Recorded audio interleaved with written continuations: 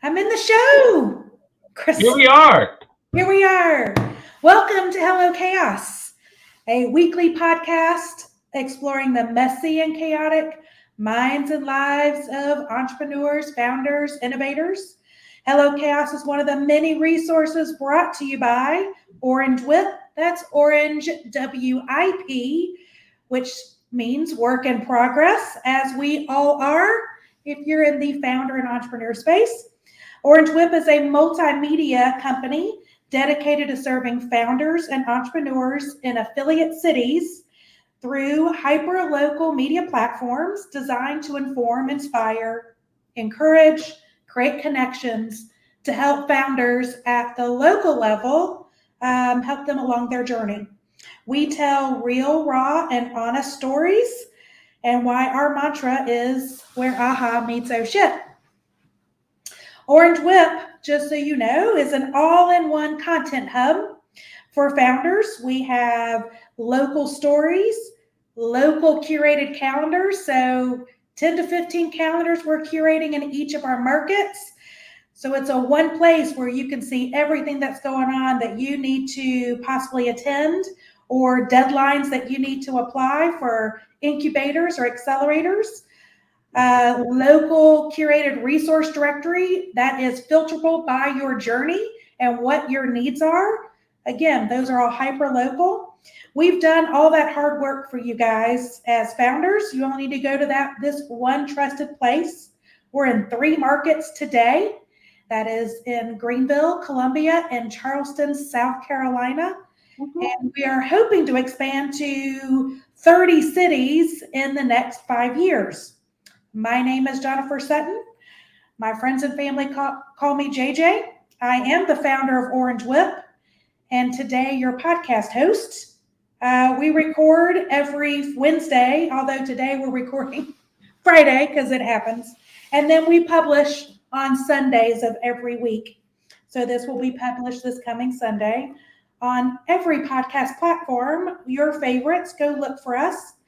This episode is sponsored by Worksbee, WORXBEE.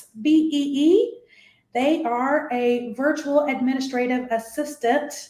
They go deep and they go broad in the admin professional space, where they do scientific and data-driven matchmaking, finding the best assistant and admin professional for you. For founders, they take all the crap work you don't want to do, make it easier. So go to worksbee.com for more information.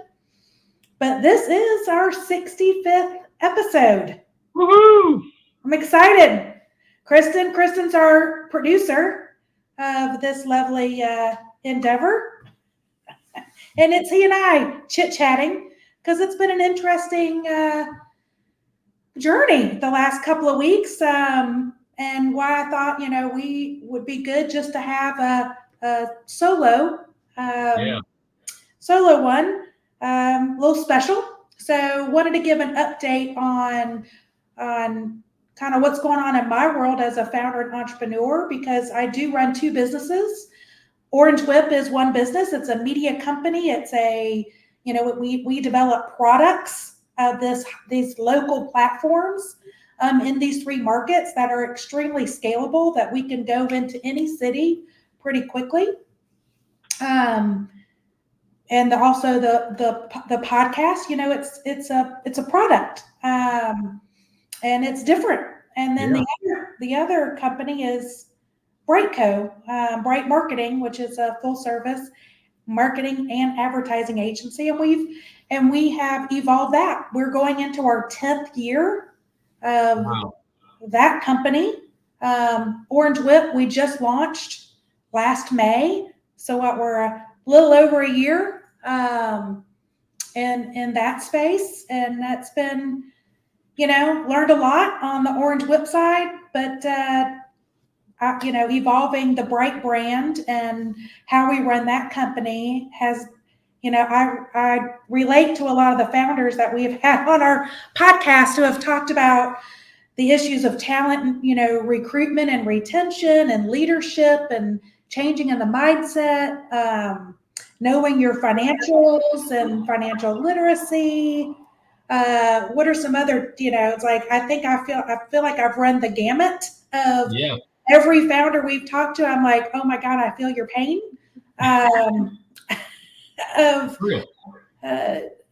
Kristen, you've enjoyed, I think, the last 12, 13 episodes as the producer. What are some of the things that you are like your big ahas and takeaways just from the dozen or so episodes that you've been a part of? So I'll tell you, my favorite takeaways have been, one, there's just so much I don't know about running a business. And for those of you who don't know, I run a handyman company, do home inspections, and it's been just this kind of crazy thing that I'm getting off the ground running. And in the meanwhile, I've been also using some of my older talents, doing some of this production. And one of the things I found the most interesting is it doesn't matter what your market is or what your business model is. Everybody kind of has the same bump. So I think a lot of people would tell you, hey, well, we run a letterpress business like Jamie and Allison, they do. Their problems can't be the same thing as the handyman business. That's not true. Yeah. They're the same problems, obviously it's fleshed out a little differently. Yeah. But just think that there are people, like I think about Jamie Nadeau often. I'm like, that is the most brilliant-minded individual I have ever sat across from. Like she's brilliant. This is just a brilliant individual. And there's always something to be learned, no matter what. Well, what people like, some of the books that they've either read or the podcast, or like what everyone kind of has their go-tos for help. Obviously, Orange Whip and Hello Cast, we want to be one of those resources too. But yeah, it's like everyone is either trying to figure out their value proposition and how to perfect their pitch, or understanding. I mean, we hear that a lot from the founders, like, how do I go from being a solopreneur, which is, to be a scalable business with operations, with, not just having bookkeeping, right? But you've got to develop financial operations and process. What's your scalable systems, and your infrastructure, and then the team. And that's where I think we, from Bright, that's where, my goodness, we've kind of had to take a step back. I was just telling this story this morning, to someone of our evolution. I started the company Bright Marketing in 2013, in December of 2013. So again, like I said, we're coming up on our 10-year. Wow. And I did it because there was so much noise and I think underserving in the agency, space of, there was either like big agencies that cost a lot of money, to hire, and it's for those big break. You've got 5 million, 10 million, $50 million. You're going to big hubs, San Francisco, or New York, or Chicago, or Boston, and big cities. And and then you've got a lot of like newbie agencies who are fresh out of school, kind of freelance graphic designers who have said, okay, I can take on some, but they really don't have the disciplines of what's the process that Apple goes through to like product develop and launch a product. There didn't seem to be a big space for that, of companies that wanted to grow, because the smaller agencies didn't have that knowledge, and the big agencies wouldn't even take their phone call. And that's kind of the space that we kind of took, was I think we can serve the business community in a better way that really serves those growth companies of, if you're 25 million trying to get to 150 million, or you're 250 million and want to be $1 billion, dollar enterprise, but never, you're that CEO with that heads down, and you've grown, you've built a team, but you're struggling with how do I go to the next level? And it's the question that a lot of CEOs and They might have a chief marketing officer or a VP of sales, and they've asked themselves, okay, I'm spending a lot, What am I getting? but I don't know, what's working or what's not working. Some money is put towards advertising. Some money is, however they define it, marketing communications. And they're like, but I don't know what's working. And that's where we kind of we come in and go, okay, we look at it from a marketing problem and a brand strategy problem and go, is it something to do with your story? Which we just, we sat down with a client yesterday and it's like, yeah, they have got it twisted. Of a lot of people think as part of their brand story is that they're in the center of the brand. And it's really your customer is in the center of the brand. You just get to help your customer out, but it's all about them. And it's all you've got to center, what we call it, it's user-centric marketing versus sales-driven marketing. Yep. And a lot of companies have struggled with that because they're like, I need to push sales. Here's my product, here's my company, and how do I describe it? And let me go push it out in the market versus let's put your user and your customer in the center and design the brand around their wants and needs. And how are you the center of that? I'm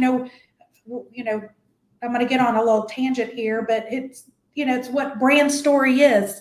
Because, Kristen, I'm a big nerd when it comes to movies and TV. Your DC comic books. I love me, and it's like you look at those formulas of what makes a blockbuster movie. It's the same formula. It's a tried and true formula, right? It's 7 different plot points and TV series are the same way. I mean, you've got the main character, the protagonist that the story centers around. They're faced with some problem.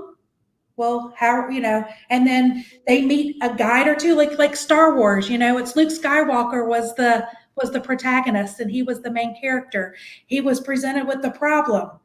And then he, encountered 2 guides. He had Yoda and Obi-Wan. Yep. That then carried him through what the journey of success, what does that look like? And the storylines either was like, here's what happens when you're successful. Oh, and here's a storylines, of failure, right? Yep. But there's a lot of folks don't realize, especially in branding, that as you're crafting the brand, which by the way, brand is not just a logo. It's like that's your visual identity, but like, how are you telling your story? It's a lot of people, when they start telling the story, trying to structure it in a brand, like in a story framework, they put the brand as the main character.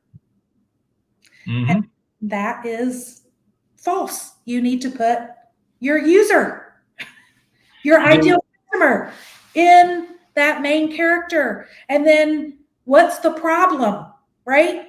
What are the problems that they face every day? And then you become the guide, like the brand becomes the guide to help them along their journey and help solve their problem that nobody else can do. And then you can showcase of what happens when they use your solutions to be successful, and how do you, if they don't use your solutions, how, those are the failure stories. And that is a simple framework for kind of perfecting your brand, your pitch, and start talking about yourself in those ways, just like, the simplistic things. And it's like a lot of times we say in our advertising and our communication of, if you confuse, you'll lose. Not a doubt. If competitors don't get good clarity along those, what you do, they'll go find somebody else. And I think that's why it's important. I know there are obviously cases we made for having in-house teams for companies. Right. But I think that's one of the things that's really important about having an external third-party person I'm paying you to be completely objective. Tell me the truth. Right. And I feel like that's one of the things that, like, man, because it's just, we've all been in corporate settings where it's like, I don't want to tell this person the truth because they signed my paycheck. Right. Right. Or, it's different. That's very different. Right. Or you're going, well, a lot of times in-house, especially with like grow and scale up companies, they're not able to afford the same level of thinking that a Google VP of marketing or CMO, Google and Apple and you name any of those, blue chip brands, they're paying a lot of money for those senior level people because those people have gone through the same process, like the design structure, the design thinking, the brand strategy processes that we all learned in big agencies, right? Or we went to school for, whether and all that. But it's funny, when you get some of these like either small and scale up businesses, and they think it's easier. Well, I'm going to bring everybody in house, and it's like you do realize that even Apple outsources the majority of their marketing. Adobe outsources their marketing. It's like, wait, every marketer in the world uses Adobe products, but they outsource their marketing. That's right. And it's because, there's been like you have an outsider perspective. You've got agencies, we live and breathe marketing. So we know the latest trends. We're seeing things from a really broad scope of what's working and what's not working. I mean, beyond like once you get your brand strategy kind of figured out, then it's like, okay, how do I use the levers of the communication tools, whether it's paid media and the thousands of options you have, but that like thousands of options of where do I go pay to get my message out? And so a lot of folks, if they're only, well, I know how to use AdWords, and it's like, or I know Facebook advertising, and it's like, no. There are way many choices. And sometimes those things might not work to achieve the goals. But the dialing of like what's earned media, sometimes it's better to dial up and use those tactics, or maybe it's owned media of, okay, no, we need to we need to get our email communication, our marketing automation, fueling that. Maybe I need to, the convergence of social media, which is, yes, I build a community, but it's also owned as well. So how do I utilize those DMs and those inboxes to my advantage? But it's like, if you're not seeking an agency's help to figure out those puzzle pieces, and relying on, not to say that there aren't brilliant people in-house. Sure. I just, looking at the limitations of what 1, 2, or 3 people can bring versus an agency that has access to 20, 30, 50 people, but with the mindset of the collective experience and the knowledge of working across multiple categories, multiple brands, experimenting in a different media, that we can look at a problem. And it's also, we've got tools like predictive analytics tools and predictive modeling to go, I know what you need. If you're trying to get 300 leads or whatever, this is the mix that can get you there. And I think this is the thing I realized being in-house was, one, you cannot think about everything. Right. And we're not trying to like cause a Brighton Co. like spotlight here, but like, this is the things that we're learning actively. One, you can't know everything. So like SEO, Google changes their update every quarter. You can't stay on top of that. And then also try to keep your email campaigns going well, and try to keep all of your social stuff up, and try to make sure your website's running functionally. And it's just like and product development, you can't do it all. Right. It's and I think the thing I've seen is anytime somebody takes a start or they're coming up into the tens of millions of dollars and then try to do the in-house, it's purely a budgetary mindset, not actually an excellence mindset. And you have to think budget. I mean, right? Because we all have X amount of dollars. You've got to think budget. That's right. But you can't do budget at the sacrifice of excellence. You'd rather almost do less. It's such an interesting balance of like, how do you manage all these pieces? It's just very interesting. It is. And, and one of the things that I think people get, like CEOs or, whoever's helping to run and looking at those budgets, because we encounter this all the time when we're pitching out our agency, and we hear, especially like I said, these, these growth companies who are, they're 25 million a day, they're trying to be 50 million, or maybe they're 15 million a day and trying to be 50, but whatever it is, they're going, okay, well, I think I can hire 2 people. When it's like, okay, are they how experienced? Well, I think I can get a jack of all trades. And I'm like, that is rare to get somebody that has a CMO mindset, and is deep into all the tactician spaces. I mean, I know I'm a rare breed I'm a great strategist, and I know how to build the strategies, and I know enough about the tactics in each of the media buckets. But if you there are people on our team who are way deeper in the buying space. Like, I stopped buying years ago because we hired people, and that changes. But I know enough about it from a strategic and a high level, but not to be the doer of it. And I think that's different. I mean, because we've run into this all the time where we have people that work in the business. We have CEOs work in the business or founders, and then we have people that work on the business. Right. And at some point starting out, you have to wear both hats.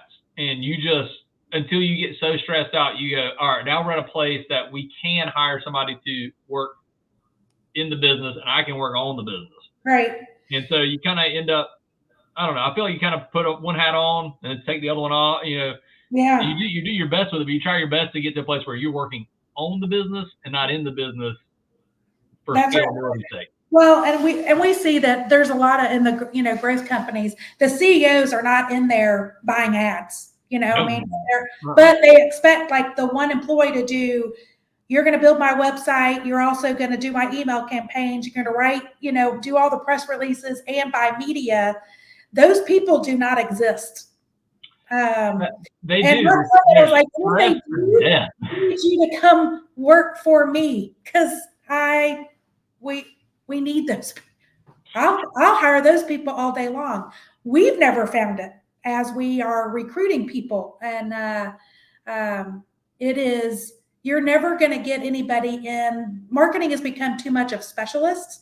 A really good programmatic buyer, that's also a PR guru and a corporate communications pitch person.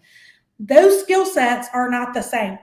No. Even our digital team, we've got some of the best developers, API builders, but they're, and some UX designers, but the developer that works with it is not a UX designer. There's just they can help and work with and be a bridge between some of our, more traditional art directors and visual designers. But, and those people know how to design emails, but they don't know how to necessarily be a marketing automation specialist. Yep. So, it's gotten real niche. Everything's gotten very niche.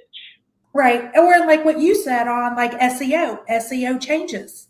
And totally. And how do you, so we've even seen the SEO, copywriters evolve into SEO writers who are also reframing and looking at how do I start telling a brand story in a website that's super siloed. Yeah. And doing it through meta tags, H1 and keywords, right? Yeah. So yeah, I mean, we've seen how each kind of marketing discipline has gone very, people are very general as like high level of I get it, but they are deep in their specialty. And so when I hear from clients of I'm going to hire one or two people who can do it all, and it's like you're going to be spending at least, with those two people, 120,000 minimum, easily, without benefits. Without covering your half the benefits. Right. Then you add on the benefits, you add on the equipment and the computers that you have to add on. So all of a sudden, you're maybe 200K in to your investment into just hiring two people on your staff who are going to do it all. That those people are going to struggle with doing it all. Yep. And who's going to manage them? Who's playing oversight to go, I don't even know what KPIs to tell you. Like, I don't know. And because like I said, a good CMO at some of these big companies, they're 200K salary minimum, 250 minimum. 250. Some of the best ones are 500K. Like that's a good CMO. They are at that. They are at that. And if you're paying a CMO less than that at a like, I would question then that depth of experience. Yeah. So that's what I said. Some of these folks are hiring like a director of marketing who have experience in maybe corporate communication or PR, but or they're like deep in media. So somebody has like a depth of something. Or we've seen directors of marketing that are more visual, like they're art directors who are like great at campaign building, but not really at the strategy of like running social, doing paid media, looking at really brand strategy. Yep. And kind of like you said, kind of taking it. So, even with that minimum of, I look at it and go, oh my gosh, what we can do for 120,000 or what we can do collectively as a team fractionally for 200K of we can transform a business. Without a doubt. So, well, that was an interesting little segue. It kind of happens that way sometimes. I know. Well, what I was getting like of where we are as like the Bright of, as I was telling, our story this morning of we're kind of rebuilding our team. We, as a founder, I can tell you over the last 3 years, 2018, it was like our realization of the way that we had been doing our business model was all contractors. And then we realized, there are positions that we need to bring in-house to have better control, yep, to build better systems around. And so we started evolving and doing more of a hybrid of, full-time staff with contractors, because at the end of the day, what Bright was bringing to the table collectively was we had the infrastructure, the operations, the systems and the tools. So no matter who we brought on the team, we were still able to serve the clients consistently and with value. It was really more of like, we were losing kind of our performance of excellence at the client service level. It wasn't consistent. And that was because we needed to bring those people in-house and have more control. And then COVID hit. And we just have had, I think, an evolution of our, I will take 100% accountability and responsibility. I hired badly.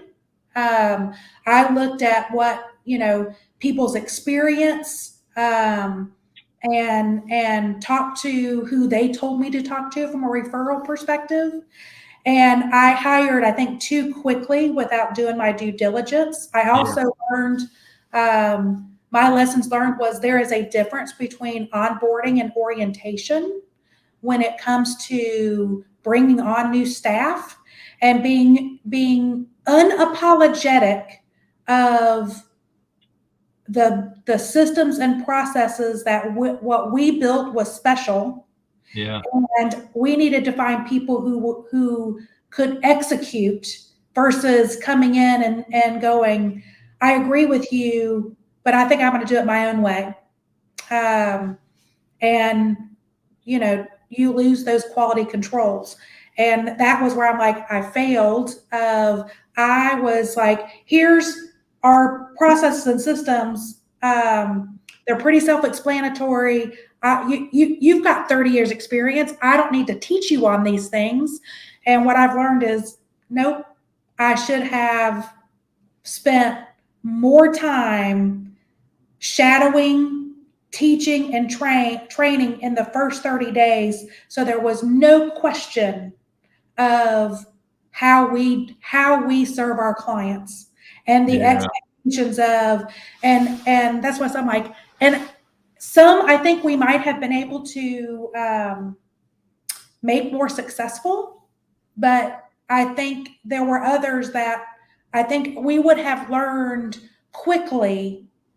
more quickly, that they weren't the right fit, and we could have moved them off the team faster, and identify those weak points. So that was, so that allowed us to we took the last year, really the last 6 months, we've kind of taken a step back, refined who Bright is.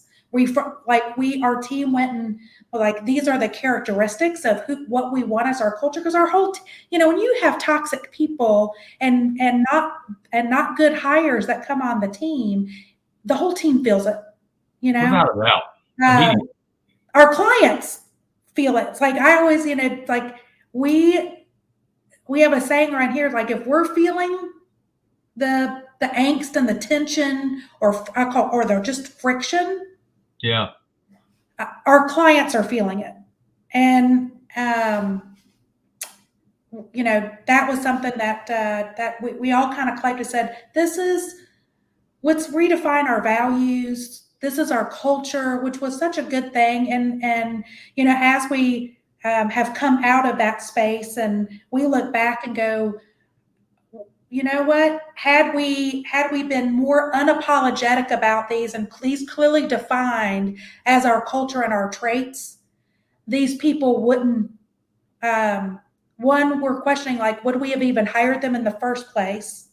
Some I think we would have recognized, again, really, like, way sooner that they didn't meet these traits, and we would have exited them off the team a lot sooner. So we're being slower to hire, and we've really restructured we've blown out kind of our onboarding is this, and then orientation, we're going to take you through, it's a 90-day orientation versus onboarding of, here's what you need to do to like open the office. Here's how you access the computer. Here's all the systems and tools. That's more of like the how we do business kind of that, how to operate. And the orientation is the why we do business and how we serve our clients. I think that's such an interesting, because you're talking about the onboarding being more of your operations. Here's what we're doing. The orientation being the extended culture development for these people to get them integrated into the team, integrated into the DNA, get that integrated into who they are and how they work. Right. It's funny because if you jump around jobs a lot, and I haven't done that a lot. I've been I'm at one place for a while, and then I'm the next thing for a while. I feel like you pick up traits along the way of here's how it is, here's how it's not is, right. Here's how it's not. And I think those formative 20s, your 20s kind of form a lot of things inside of you. Like I guess this is what it is. Right. And you bring those along the way. And it's almost like you'll bring those in everywhere you go. And at some point you go, wait, just, hey, don't care how you do it. Happy to do it any way you want to do it. Just tell me how tell me how I can succeed where I'm at. Right. That's a very interesting moment. Yeah. And we've also seen like some of the people in the 20s that they're missing a lot of the team experience and development because of, COVID and everyone's kind of gone more virtual operative, which is, fantastic to have that flexibility. But, we miss the interactivity. But I remember like that was part of the learning experience too, of being able to know how to read a room. Knowing, it is very difficult to learn that virtually. I mean, there's some signals in virtual, but it's very difficult, to look at team dynamics and the social interactivity. How do you develop your own leadership skills? Who you are as a person?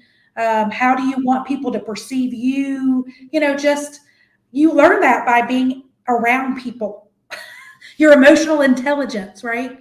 EQ is massive. If you don't have EQ, boy, you can feel the other people feel awkward around you. And if people kind of exit the room whenever you walk in, you should probably know like something about me has made them leave. What is it? Yeah. You got to have some level of.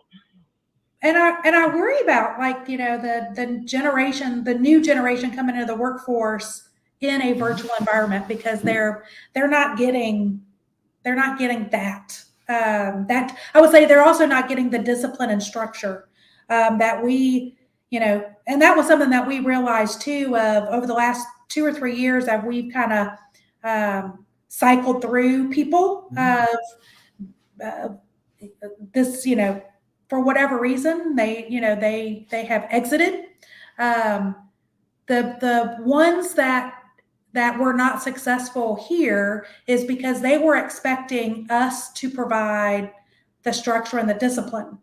And that's just not our agency. Most of our people all come from, we all had 20 years in agency world and had that structure. We developed our own discipline. And so we were, and I don't know if I talked to you about this, Kristen, if you was on this, I was on a little rant internally here of one of the aha moments for me is when we were trying to hire like young people, like, oh, we can develop these people, right? One of the things that we realized is, and we're trying to figure out how do we evolve our agency and our team to go, we've got a lot of A players on our team. And I think pre-COVID, the theory was, and this is a study, I think that came out either Harvard or Wharton did, I can't remember, but it's pre-COVID, the thinking was, hey, if you bring on a C or B player and you put them with an A player, that development, that's why you can groom and cultivate and nurture a younger generation coming in.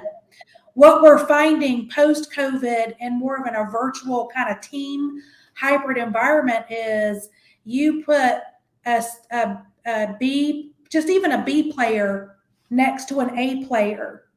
It actually reduces both productivity by 30%. Really? So, versus you put an A player next to an A player, their productivity is going to collectively increase by 10%. But you match a B player among that A player, it reduces both. And it's because you've got a B player or a C, somebody that's not at that level that's going to either go, okay, well, what should I be working on? Or not the ability to interpret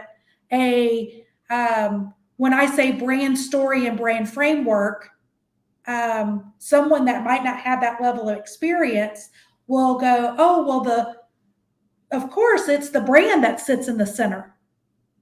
And so now you've got an art director that might be crafting an ad campaign all around the brand being the center of the story versus not even realizing that it should be the user or the customer. And you feel it when somebody does that one wrong. Right. Everyone, it might look great, but it's not going to engage and connect. It's not going to. Why did we spend all this money on art and the cameras and everybody else and the film crew and it didn't work?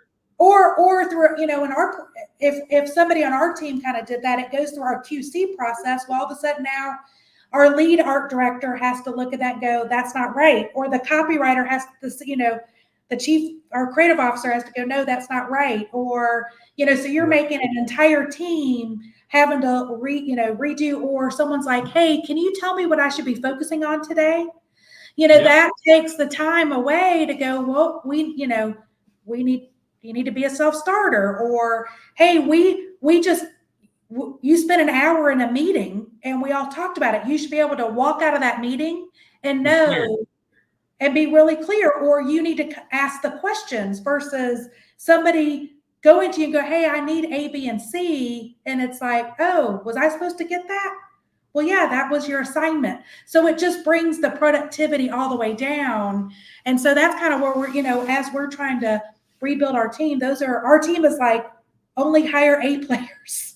It's okay if we've got junior people, but those junior people have to be willing to, they have to have great emotional intelligence and have drive. Their character better be great. Because they've got to ask. If they don't know something, they need to ask, so that we're not wasting a week or 2 weeks, or we're wasting client money and energy spinning. So, and I'm sitting there going, okay, and we've got people that know how to we can look out for it. We know how to manage it. I'm going, how are clients if you have a CEO, they're not able to manage that, to go, hey, I hired you to do, whatever it is. They're not getting the discipline, the structure, or the ability to go, this is not good performance, right? Yep. And I think that's one of the interesting things about scaling a team, building a team. As a founder, you're going, hey, if I hire this person, I'm paying them, especially like early on, like me, I'm looking for a hire to take over one division. It's like, I need you to make me money. Right. Like, I need you to go out and make me money. I'm going to pay you to do that. But like, if you're not doing that, you're wasting my money and my time. Right. And I have 2 kids, and it's important. So it's such an interesting thing. Like, you talk about productivity, I think about I need producers. And so I was one of my business mentors, I was talking to him like, I'm trying to figure out about this, and I got admin stuff that I hate, but I need it, and I got all this stuff going on. He's like, first off, stop. I was like, great. He goes, before you worry about operations, bring in producers, bring in all your productivity, get your productivity up, and then that will drive you to then have to figure out how to get your operations up. But you can't bring in operations unless you get your production up, because if not, you're going to run yourself ragged. That's right. And that was I think an aha moment back 5+ years ago of sitting through an accelerator course, and they were like, every position, as you're starting to grow your company, every position needs to be you need to think of them as revenue generators, even if they're what you would consider an admin. They should all be seen as a revenue a provider, a producer of some sort. Yeah. Because it's either their revenue generator of, hey, I'm preparing these things so that if we have an art director that costs 5 times in salary, that they are producing at 2,000 hours, billing 2,000 hours a year, versus only being productive 1,000 hours a year, and we've got 1,000 hours of overhead that we can't build. That's a brilliant way to think about that. I don't know that I've thought about it like that. Even the operational role, like an admin or something like that, is genuinely just trying to remove operations off of producers so that producers can go produce to their full extent. I don't want to say produce more. That feels like, oh, you got to do more, try harder. But it's like just full capacity. Right. Just at full capacity. Right. And a lot of people, and a lot of people don't think of, I was talking to my lawyer last week. We were getting caught up on our trademarks and all of our IP that we've got that we're managing. And he was like, Jennifer, he's like, we're in unique spaces, right? We're in a service industry that we bill basically by the hour, right? Even if we're selling a package, we know collectively of like how many hours go into that package. And he said a lot of companies and CEOs or operators don't think of employees in that same manner. Of a full-time employee is, you need to have at least 2,000 hours a year of stuff for them to be working on productively. Mm-hmm. That's at 40 hours a week, 48 weeks a month. So 48 weeks a year. So that's not including that 2,000 hours we've already stripped away the holidays and some typical sick time. It could be 1,800 hours if you give them 6 to 7 weeks of vacation, right? So 1,800 hours. And so a lot of I've sat down with some CEOs or CMOs who haven't even that don't come from the agency side, and they're like, I've never thought of employees that way. You're right.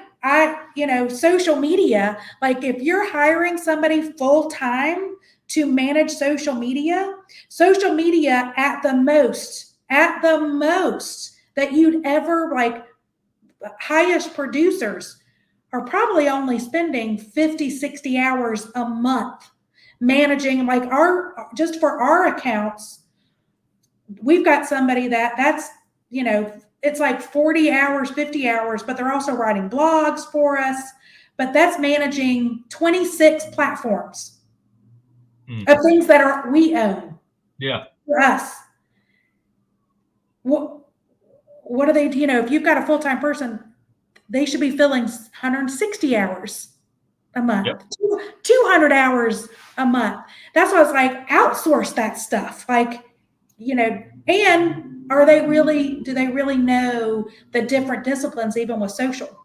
You've got great social strategists that aren't really good producers. Yep. You've got great community engagement folks who don't really know necessarily, again, they're not campaign content producers. You've got great platform managers who are excellent. So everyone kind of has we haven't seen an all-in-one in a really long time because social has changed so much. And so we have for how we manage social, we've got 3 or 4 people that work on it. Yeah. It's not just one person. So I didn't come out of a business pedigree. I don't have a bunch of people in my family that I had a grandfather that was a GC that ran a small business. But aside from that, everybody worked for companies or for the state or for whatever. And so I was trying to figure out whenever I first started my business, all right, so how do I bill people? What do I do? Right. And so coming out of a freelance mindset, I go, well, I get paid by the hour. So I'm going to bill people by the hour. Well, people go, well, give me an estimate on redoing this project. I literally think, how many hours is it going to take me? And I go, it'll take me X amount of hours. That's how much this is going to cost you.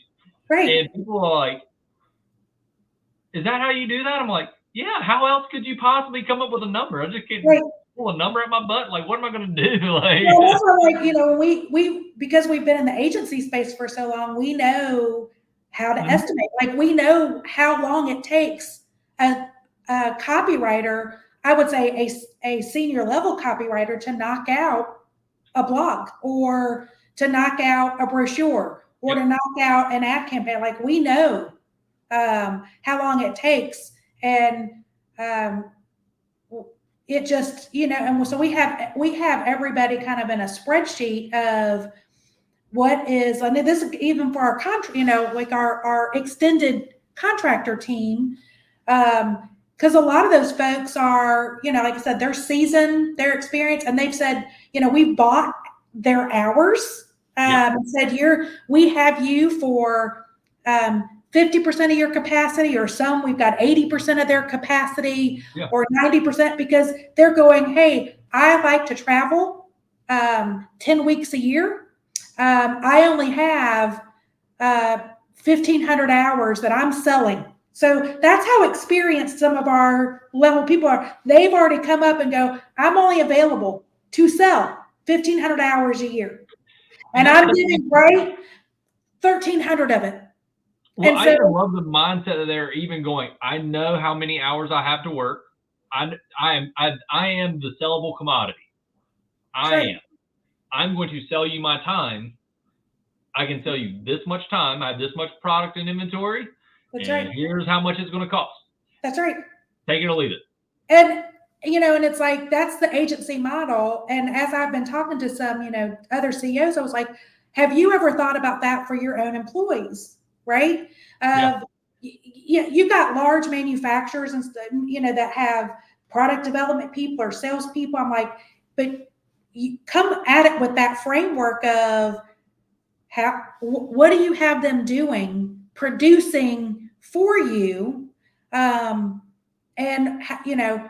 how much, like if they're salespeople, how much capacity do they have of out of the day? Like if they 40 hours a week, are you and every sales call takes 30 minutes for a discovery call or 2 hours for a walkthrough, but they need 50% of it to prep and all. It's like, and I see like the eyes of people. Like I said, that's again 2,000 hours, because they're like, well, I just need to hire more salespeople. I need to hire. I'm like, but are they at capacity?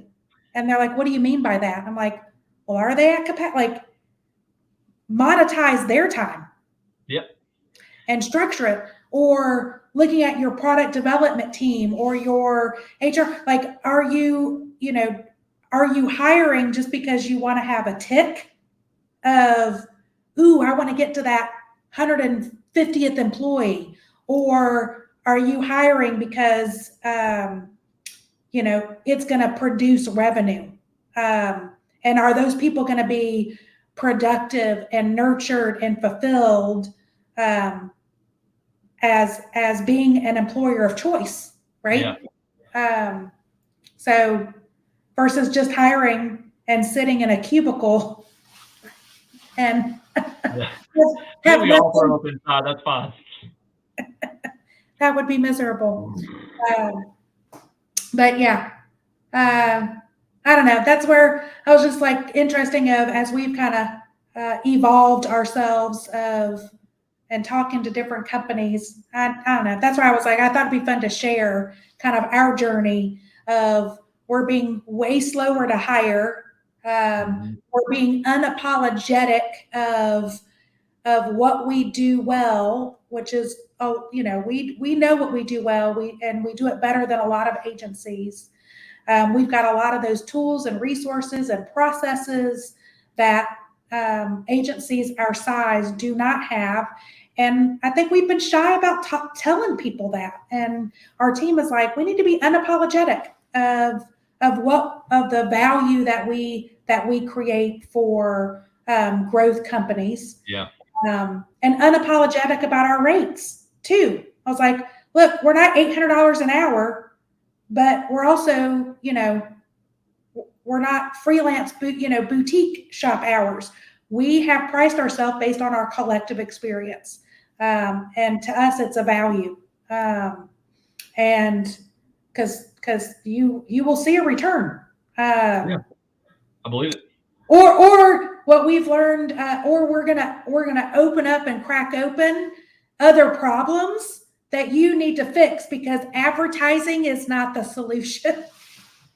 Of I was like, I'm gonna pick up. We had a client that's literally, we're driving traffic left and right to them through their website, and to for people to make appointments. They can't close sales because their operations, they've got broken, the way that they're doing their sales operations. It's broken.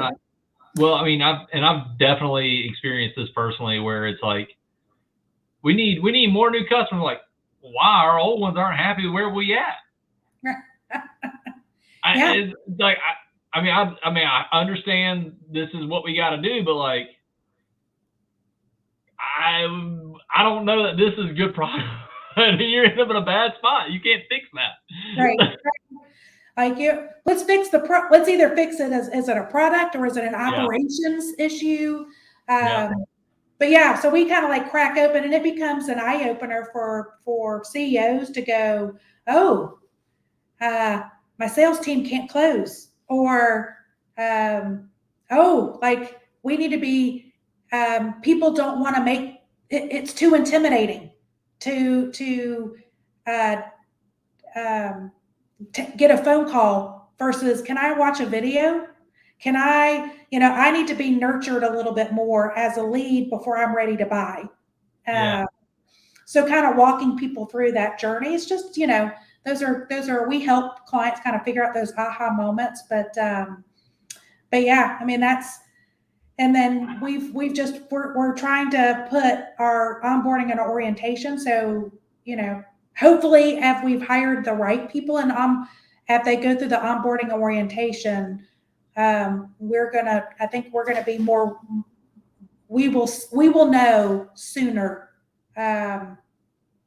than, within 30 days, is this the right fit, so we can not invest anymore in that, that person, because it just hurts the team, hurts our clients, hurts our team. It hurts the individual who needs to go find the thing they're great at. Right. Versus, that sounds like some of the signals of people are like, well, I'm just looking for, I'm just looking to fill 40 hours a week. And it's like, but I need you to, it needs to be producing X. Okay, well, as long as that fits 40 hours, I'm like, come on, let's flip the thinking. We got to change the thinking. Change the thinking. It is the thing that I think every company wants their employees to have. They want them to have the mindset of ownership mindset, an ownership mentality of like, hey, here's what it means to be an owner of this company. And I feel like for some reason it gets missed, and it's tough. And it's tough to like try and give it to people. It's tough for somebody to receive it. And that's like that's one of the leadership problems to fix, right? It's always one of the leadership problems. Well, and it's also like one of the things that we learned as part of the orientation of we're doing a training on just like how our business is run, like and how businesses, like a business mindset. And it's amazing that we see people coming through this orientation and they're like, it's like, I didn't realize that you even know the number of hours I need to bill. Like, I've never heard of a full, like, calculated out that way. Yep. Or the agency model is you bill based on, whatever the number of hours, and each person has a billable goal of that. So, just to get, and it's, so I'm a contributor to the bottom line. It's like, yeah, you are. 100%. But I think it's as, and sometimes in-house teams, or in the corporate environment, I think they kind of get it. I mean, the larger you go, I think you become less removed. I mean, but not like at Michelin, you're just taking a job. You're like, I'm doing this job. Yeah. You're so far removed from the tire sale or customer interaction. Yeah. You're not seeing yourself as a revenue contributor. And I don't know, and maybe this is just an entrepreneurial mindset. I've been thinking about this. I do better as an employee when I understand the bottom line. Right. And I don't know if that's just because my brain, I've always been geared toward being an entrepreneur, and it just took me till I was 33 to figure it out, 34 to figure it out. But like, I work better when I know the bottom line of how this is affecting the whole. Yeah. Most people get that, like, understand your why. Like, why, how do I add value? How do I, as an individual, how am I contributing? Yep. But I get it that there are, big companies are now kind of going, how do we retain our staff, and how do we make sure that, it's kind of the reverse of the bigger the company, the person's going, what do you have for me? company. It's, you got to cater to me. And the company's like, yes, we do. We want you to be on board. We're trying to get you to be engaged and empowered. How do we do that? And the smaller the company, like if you're 150 people, just a handful of people that don't get the why and the bottom line hurts more so than a company with 30,000 employees, right? But it's equally just as important at that, smaller company of, I need to know my why. Like, and more of the companies are going, we're bringing you on board because of X. Like, we need your help to move this business forward. I think the language just becomes more, direct. But you're right. Not everybody does a good job of communicating to their employees, especially down to why they're hired from a bottom line. And I think it's because maybe some operators, some CEOs or marketing folks aren't thinking that way. They're not seeing that every position, no matter what, is still a revenue driver. Whether it's they're a driver of new sales, client retention, customer retention, or helping with margin. Like, how do I improve operational excellence so that the frontline people are more productive, or our products are more, cost less because I'm managing the supply chain. I think the more people understand where they fit, it just, everybody wants to know that, I think. Everybody wants to know that they're part of something bigger and it matters. Yeah. Well, speaking of things that matter. For an hour. I know. I was like, this was going to be. I thought it goes so much faster. I was like, this will be a quick one. We're only going to do 20 minutes. Yeah. And I know I talk too much. I'm so sorry. That is something I've realized that it's a gift and a curse. Totally get it. If anybody watched Monk, that was my favorite, his little line. All right, we're out of time. It's amazing how fast this goes, Kristen. Onward to the next one. Who do we have lined up next week? Let me take a quick look. Which, you know what? We might have to reschedule. I'm doing a significant brand workshop for a very large company next Wednesday. So we might have to reschedule. Maybe we'll put them in the 9:20 slot, or maybe in October. I'm not sure who it is, but let's not announce it on air or record. All right, we won't do it then. We need to move them because I will be doing a workshop, or we need to move them to Thursday. I'll say we need to figure out where we want to put them, because if it's I'm checking the email to make sure I got the right email for this person on my link here. It's going to be a great one. It's going to be I can't tell you over the line. Should we just move it to a different day next week?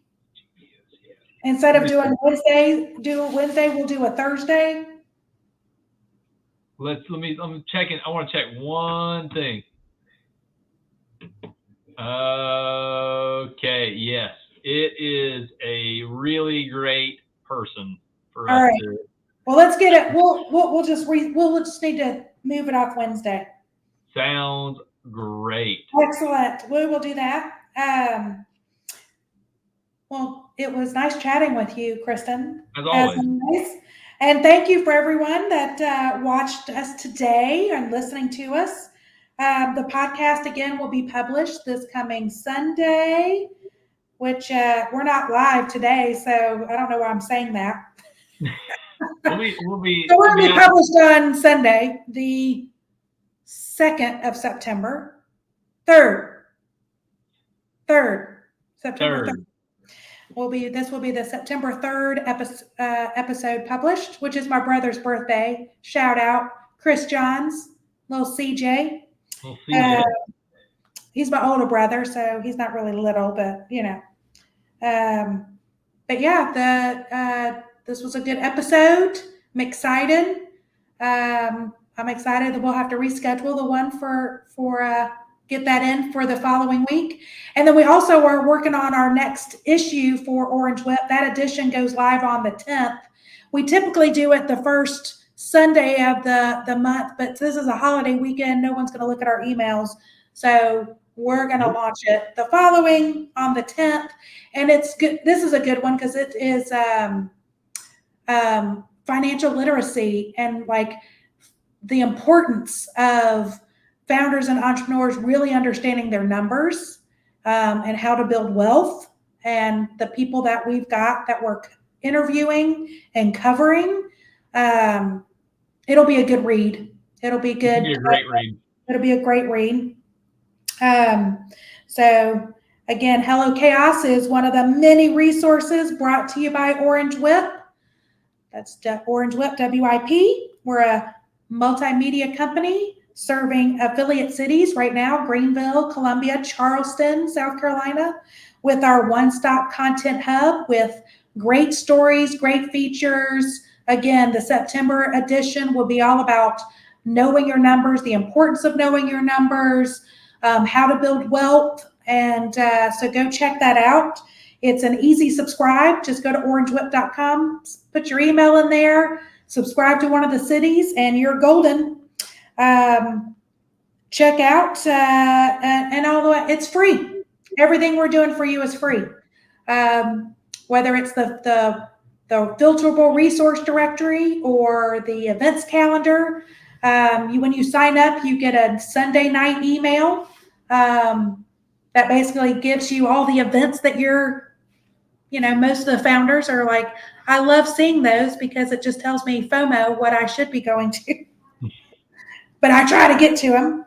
And if you want to sponsor this great content, please reach out to us. We would adore a sponsor. We'd love to feature you in the edition and feature you in the emails that we send out. We get, we're getting 20,000 so eyeballs every week. So come on aboard, help us out, support our great content. This episode again was sponsored by Workspeed, the gold standard in virtual administrative solutions. Again, founders especially, man, they will matchmake you to the best admin professional, whether you need an executive administrator, administrative assistant, or maybe you just need a standard administrative assistant. So they can matchmake your needs up against the right person and take all the crap you hate to do and make you more productive. Go to workspeed.com, WORXBEE.com, and you can go on and meet with them. So y'all, thanks for tuning in and have a great day. It is Hello Chaos, where aha meets oh shit. We'll see you again next week. See ya.